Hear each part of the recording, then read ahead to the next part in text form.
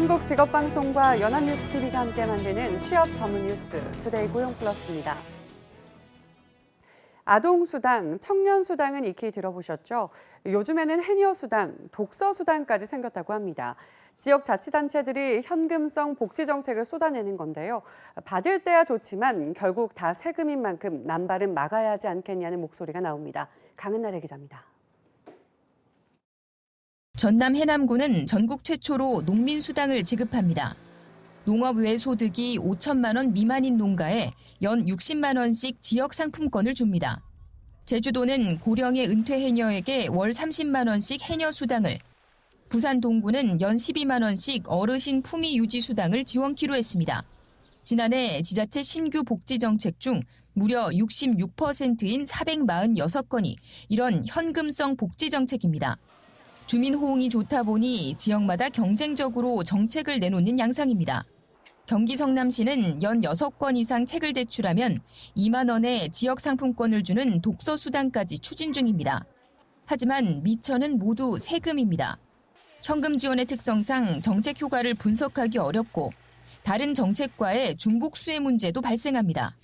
지방자치단체들의 재정 자립도가 매우 낮은 수준이거든요. 그 현금 복지보다는 수혜자들이 실질적인 혜택을 느낄 수 있고 효과를 측정할 수 있는 서비스 중심의 복지를 늘리는 것이 바람직하다고 봅니다. 최근 지역 간 빈익빈 부익부 논란까지 일자 지자체들 스스로 특별위원회를 꾸려 정책 속가내기에 나선 상황. 하지만 현금성 복지 정책을 공약으로 걸고 당선된 단체장들도 있는 만큼 어느 정도 수준의 합의가 도출될지는 지켜봐야 할 부분입니다. 연합뉴스TV 강은나래입니다. 전국 우정노동조합이 사상 첫 파업 돌입을 예고했습니다.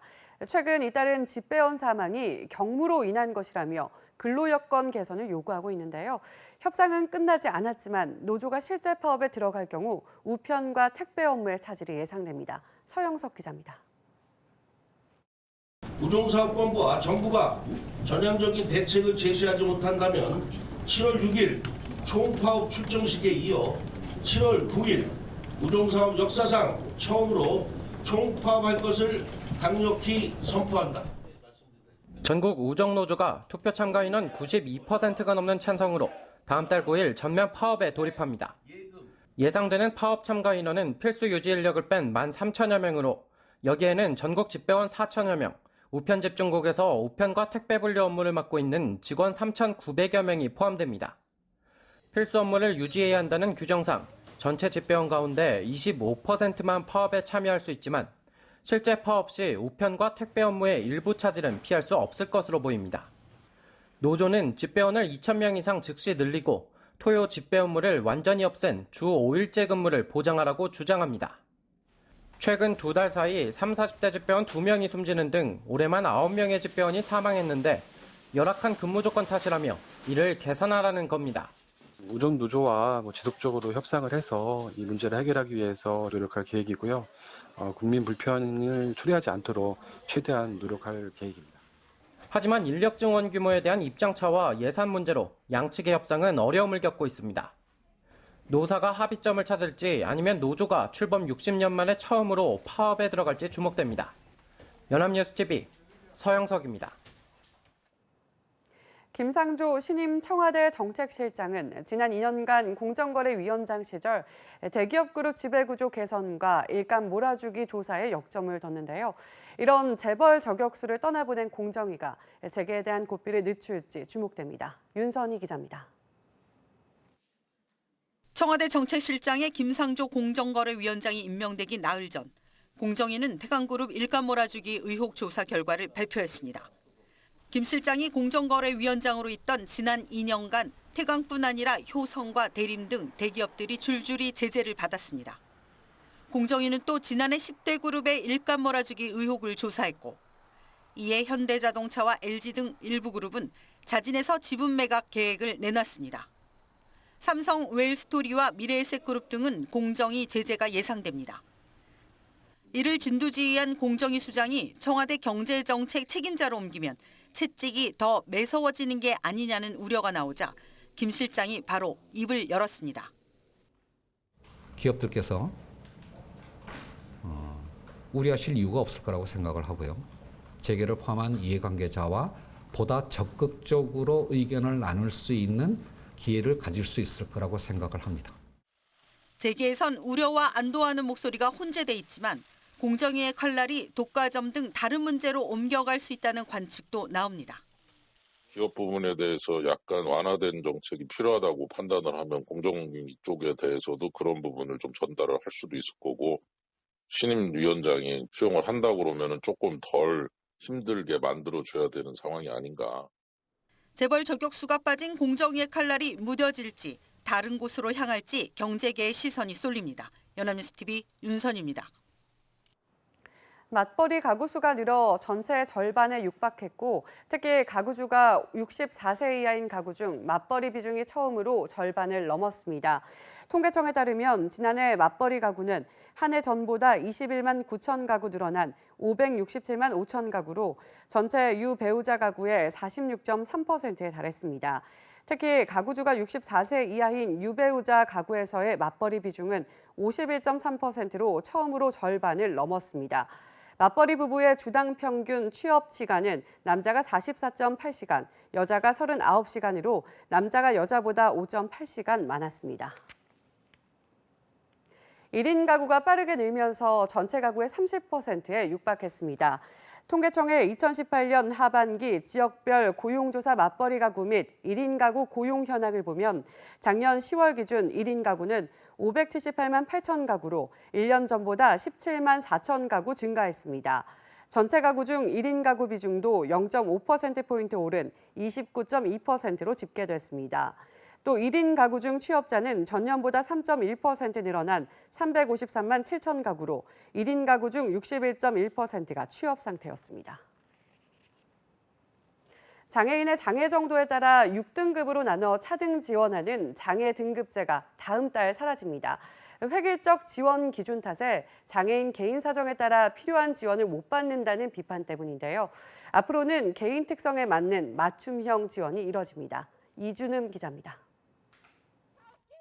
한때 서울 광화문에서 5년 넘게 농성이 이어질 정도로 장애 등급제 폐지는 장애인들의 오랜 수건이었습니다.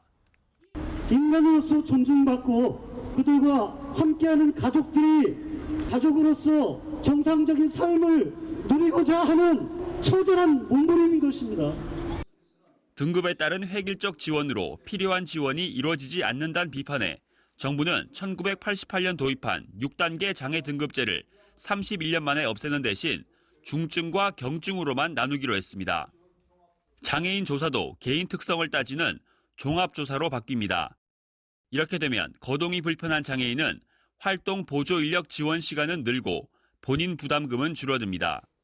정부는 장애인 예산도 내년 5,200억 원 증액을 요청했는데 지원 분야를 차츰 늘려갈 계획입니다.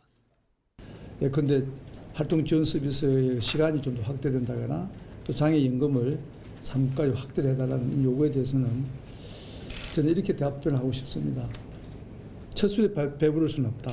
그러나 방향이 옳게 설정만 되어 있다면 우리가 그 방향을 향해서 단계적으로. 하지만 새 조사 방식 역시 장애 특성을 제대로 담지 못했다는 비판은 여전합니다. 그 기준에 시각장애인 특성을 단 한 개도 반영이 안 돼. 네, 안 돼 있습니다. 없어요, 그리고 아예 없고 우리 씹어먹을 수 있냐가 시각장애를 위한 거냐? 정부는 다음 달부터 활동 지원, 보조기기 등 4개 분야에서 지원 필요 여부를 새 방식으로 조사하고 내년에는 이동 지원, 2022년엔 고용 지원으로 적용 대상을 늘릴 방침입니다. 연합뉴스TV 이준음입니다. 최근 식품과 음료업계에서 최고의 트렌드라면 단연 검정색입니다. 아이스크림과 버블티에 건강 음료까지 이른바 블랙푸드 바람이 불고 있는 건데요. 소비자들 끌어들이는 블랙푸드의 인기, 이동훈 기자가 살펴봤습니다. 한 가게 앞 시민들이 떼약볕 아래 줄지어 서 있습니다. 조금 뒤 모두 한 손에 검은 빛이 도는 음료를 받아든 시민들은 저마다 인증샷 찍기에 여념이 없습니다. 모두 최근 SNS에서 유명해진 흑설탕 카라멜 버블티를 먹기 위해 기다린 겁니다. 요즘에 인스타그램에서 많이 봐서 유행이라고 해서 한번 먹어보고 싶어가지고 유행이니까 먹어보자라는 한 번쯤 먹어보고 시도하고 싶은. 최근 식음료 업계에서 매출 성장을 견인하는 것은 검정색 제품 블랙푸드입니다. 이 아이스크림 브랜드는 이달 이벤트성으로 한 점포에서만 검정색 아이스크림 콘 메뉴를 내놨다가 SNS에서 반응이 좋자 전국 매장으로 판매를 확대했습니다. 이제 평소에 인스타를 좀 많이 하는 편인데 이제 거기서 많이 나오더라고요. 색깔은 검정색인데 이제 되게 상큼하게 이제 레몬 맛이 나더라고요. 신기하고 재미도 있고. 블랙푸드 바람을 타고 검은 콩, 쌀, 보리 등으로 만든 기능성 음료, 커피 등도 각광받고 있습니다. 이들은 노화 예방, 여성 복부 비만 위험성 감소 등의 효과가 있는 항산화 물질이 다른 색 같은 작물의 평균 4배에 달합니다. 흑색을 띠기 때문에 안토시아닌 함량이 높고 플라보노이드 함량이 높기 때문에 그 항산화 활성에 높은 특성을 가지고 있습니다. 전문가들은 블랙푸드 바람이 건강에 좋거나 특이한 상품을 쫓는 트렌드와 함께 불경기의 감각을 자극하는 소비재가 인기를 끄는 현상과도 무관치 않다고 해석합니다. 연합뉴스TV 이동훈입니다. 지난해 주요 그룹 지주회사나 대표회사가 계열사로부터 받은 상표권 사용료, 이른바 간판값이 약 1조 3천억 원에 달하는 것으로 조사됐습니다. 기업평가 사이트 CEO스코어에 따르면 지난해 36개 대기업 집단이 거둬들인 상표권 사용료는 1조 3,100여억 원으로 전년보다 18.7% 늘었습니다. 주요 그룹 가운데 LG가 2,684억 원으로 가장 많았고 SK 2,345억 원, 한화 1,530억 원 등으로 뒤를 이었습니다. 간판값은 총수 일가에 대한 부당 지원으로 악용될 수 있다는 지적에 따라 공정거래위원회는 최근 이를 집중 점검 대상으로 지정했습니다. 미국 자동차 업계 제너럴 모터스 GM 경영진이 한국철수설을 일축했습니다. 줄리안 블릿의 GM 수석 부사장 겸 인터내셔널 사장은 25일 기자간담회에서 창원에 대규모 투자를 해 크로스오버 유틸리티 차량 생산을 위한 도장 공장을 짓기로 했다고 말했습니다. 블릿의 부사장은 이 공장은 수명이 30년에서 35년이고 우리의 의지는 더 장기간이라며 한국 GM의 강한 자신감과 확신, 의지를 갖고 있다고 강조했습니다. 드라마 겨울연가 촬영지로 입소문을 타기 시작한 남이섬은 연간 300만 명이 찾는 국민 관광지로 자리매김했습니다. 그런데 남이섬을 오가는 뱃길 위로 교량이 건설될 예정이라는 사실이 알려지면서 지역사회가 크게 반발하고 있습니다. 이상현 기자입니다.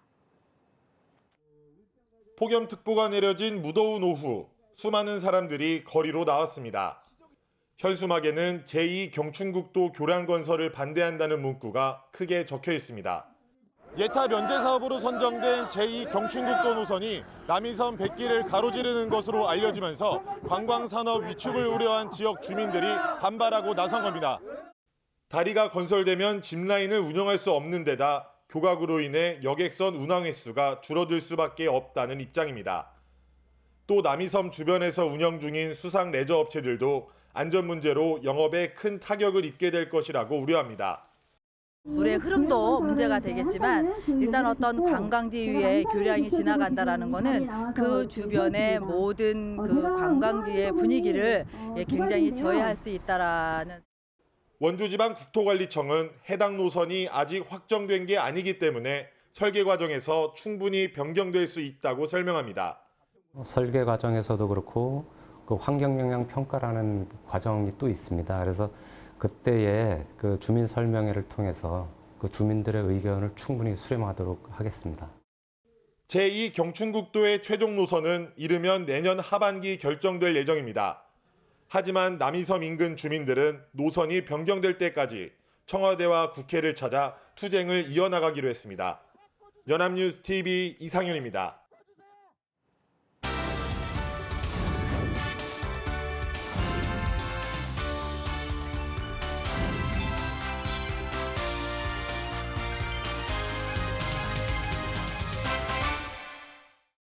사회적으로 핫한 이슈를 키워드로 알아보는 핫키워드 시간입니다. 안치홍 아나운서 안녕하세요. 안녕하세요. 핫키워드 시간입니다. 바로 다음 주부터 300일 이상 사업장에서 주 52시간 근로제가 시작되는데요. 사실 주 52시간제는 지난해부터 계도 기간을 통해 실시되는 상황이었습니다. 그렇다면 주 52시간 근로제가 생산성을 어떻게 바꿔놨을까요? 핫키워드에서 살펴봅니다. 네, 이제부터 본격적으로 주 52시간 근무제가 열린다는 사실이 설레면서도 한편으론 긴장이 됩니다. 원래 우리나라는 근무 시간에 대비해서 생산성이 현격히 떨어지는 나라 중 하나였잖아요. 네, 그렇습니다. 우리나라는 2017년 기준으로 OECD 36개국 이 나라 중 시간당 노동 생산성이 34.3달러로 29위를 차지했는데요. 참고로 시간당 생산성이 가장 높았던 나라는 85.88달러였던 아일랜드였습니다. 우리나라 비교하면 생산성이 2배가 넘게 차이가 납니다. 그런데 더욱 씁쓸한 건 우리나라의 경우 생산성은 하위권이었는데 근무 시간은 OECD 국가 중 2번째로 긴 나라였다는 겁니다. 연평균 근로시간이 2,024시간으로 2,258시간이었던 멕시코에 이어 2위에 오른 건데요. 참고로 이 멕시코의 연평균 생산성은 18.81달러로 꼴찌를 차지했습니다. 네, 이렇게 보니 근로시간이 길다고 해서 결코 생산성이 높은 건 아니네요. 오히려 근로시간이 더 길면 그만큼 생산성도 떨어지는 것 같습니다. 네, 그렇습니다. 그래서 이번 주 52시간 도입이 생산성의 효율을 가져올 것이냐에 대한 검증대가 될 것으로 보이는데요. 그런데 얼마 전 이와 관련해 한 가지 유의미한 조사가 나왔습니다. 한국생산성본부에서 2018년 노동 생산성 동향을 발표한 겁니다. 결론부터 말씀드리면 결과는 나쁘지 않았습니다. 이 전 산업 평균 3.6%의 생산성 증가율을 보여 108.3을 기록한 겁니다. 이 수치는 2011년 이후 가장 높은 증가율을 기록한 것이라고 합니다. 와, 반가운 소식이네요. 지난해부터 주 52시간 근로제 도입이 조금씩 시작이 됐잖아요. 네, 전년과 대비했을 때 가장 생산성이 높았던 산업은 서비스업이었습니다. 이 서비스업의 생산성 증가율은 2017년엔 1.7%였지만 지난해엔 3.5%로 수직 상승한 건데요. 참고로 노동 생산성을 계산하는 방법은 다음과 같습니다. 우선 부가가치나 산업 생산량을 산출하고 여기에 근로자 수와 근로시간을 곱한 수치인 노동 투입량을 나누는 건데요. 서비스업의 경우 산출 부가가치는 소폭 증가한 반면 노동 투입은 대폭 감소하며 이렇게 높은 증가율을 보인 거죠. 네, 그러니까 부가가치보다는 노동 투입량이 크게 영향을 미친 거군요. 네, 그렇습니다. 부가가치가 좀 더 높았다면 더 좋은 생산성을 기록했겠지만 안타깝게도 그 정도의 수준은 아니었습니다. 이와 관련한 영향은 제조업에서도 가장 두드러집니다. 제조업 노동 생산성 지수는 전년 대비 5.4%가 증가한 115.4를 기록했는데요. 평균보다는 높은 편이었지만 2017년과 비교하면 오히려 떨어진 수치입니다. 2017년엔 노동 생산성이 6.1%였기 때문에 0.7%포인트 정도 감소한 겁니다. 자세한 내용을 보자면 제조업의 부가가치는 2017년엔 4.4%가 증가했지만 2018년엔 3.6%밖에 증가하지 않은 것으로 조사됐는데요. 그나마 제조업의 근로시간 증가율이 2017년엔 전년 대비 1.8%였지만 지난해엔 1.2%밖에 증가하지 않아 생산성 증가율에 다소나마 긍정적인 영향을 끼친 것으로 조사됐습니다. 네, 제조업의 불경기가 생산성에도 큰 영향을 미친 것이군요. 부가가치는 줄었는데 근로시간은 늘어났으니 오히려 생산성이 떨어진 거고요. 네, 그렇습니다. 이렇게 이 조사가 중요한 건 노동 투입량이 생산성에 큰 영향을 차지했다는 거죠. 전 산업에 걸쳐 근로시간은 2017년엔 전년 대비 1.4%밖에 감소하지 않았지만 지난해엔 2.1%가 줄어들면서 감소율이 더 큰 편이었죠.